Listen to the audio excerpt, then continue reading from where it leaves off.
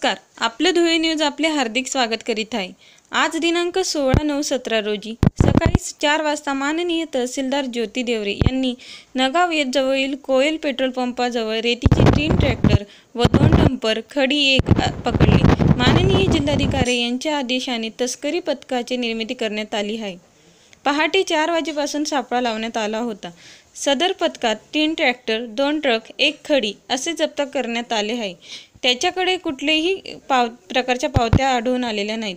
उपरखिंड येथून वाहून आणलेले असे ड्रायव्हरने सांगितले आहे। त्याच्यावर 379 प्रमाणे गुन्हे दाखल करणार आहे व पावतीमध्ये सुद्धा खाडोखोड आले आहे। अशा प्रकारे 6 वाहनांवर जिल्हास्तरीय पथकाच्या या टीमने कारवाई करणारे मंडळ अधिकारी सागर नेमाने, राजपूत नाना, माळी अप्पा, निलेश नेमाने या पथकाने माननीय तहसीलदार सौ ज्योती देवरे मॅडम यांच्या आदेशाने ही कारवाई करण्यात आली। माननीय जिल्हाधिकारी महोदय यांच्या आदेशाने जिल्हास्तरीय भरारी पथकांची निर्मिती करण्यात आलेली आहे। त्या अनुषंगाने आज पहाटे 4 वाजेपासून नगाव बारीच्या दरम्यान सापळा लावण्यात आलेला होता।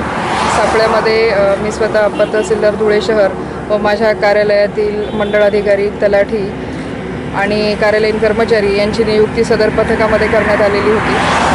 सदर पथकाने पहाटे 5 ते 5:30च्या सुमारास कोयल पेट्रोल पंप येथे उपरपिंड येथून वाळू वाहतूक करणारे 3 ट्रॅक्टर, त्याचप्रमाणे बामखेडा येथून वाळू वाहतूक करणारे 2 ट्रक, त्याचप्रमाणे शिरपूर येथून वाळू वाहतूक करणारे खडी वाहतूक करणारे 1 ट्रक अशा प्रकारे एकूण 6 वाहनांवर कारवाई केलेली आहे। पैकी 3 ट्रॅक्टर जे होते त्या 3 ट्रॅक्टरकडे कुठल्याही प्रकारच्या पावत्या आढळून आलेल्या नाहीत। त्यांनी उपरपिंड येथून सदरची वाळू वाहून आणल्याचं ट्रॅक्टरचे जे ड्रायव्हर्स आहेत त्यांनी सांगितले। त्यामुळे त्यांच्यावर 379 प्रमाणे गुन्हे दाखल करण्यात येणार आहेत। तसेच बामखेडा येथून ज्या ठेक्यावरून 2 वाळूच्या ट्रक आढळल्या त्यामध्ये रॉयल्टी आढळून आली, परंतु तिच्यामध्ये खाडाखोड केल्याची दिसते।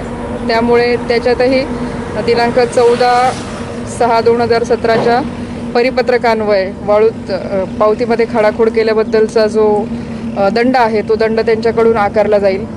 त्याचप्रमाणे जी काही खडीची गाडी आहे त्या खडीच्या गाडीवरही गौण खनिज अधिनियमान्वये दंडात्मक कारवाई करण्यात येईल।